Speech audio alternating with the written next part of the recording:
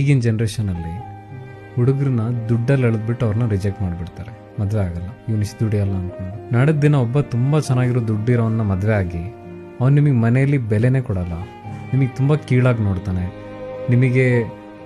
ನಿಮಗೆ ಸಪೋರ್ಟೇ ಮಾಡಲ್ಲ ಯಾವುದಕ್ಕೂ. ಸೊ ಅಂಥ ದುಡ್ಡು ಇಟ್ಕೊಂಡು ಏನು ಮಾಡ್ತೀರ?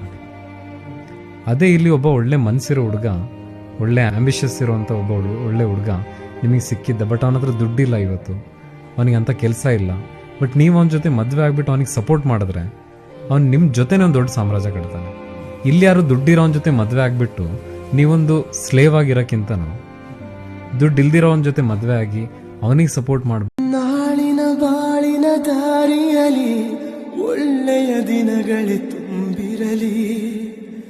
ಈ ಮನಸ್ಸಿನ ಮೇಲೆ ನಿನ ಗುರುತಿದೆ, ಸುಖವಾಗಿರು.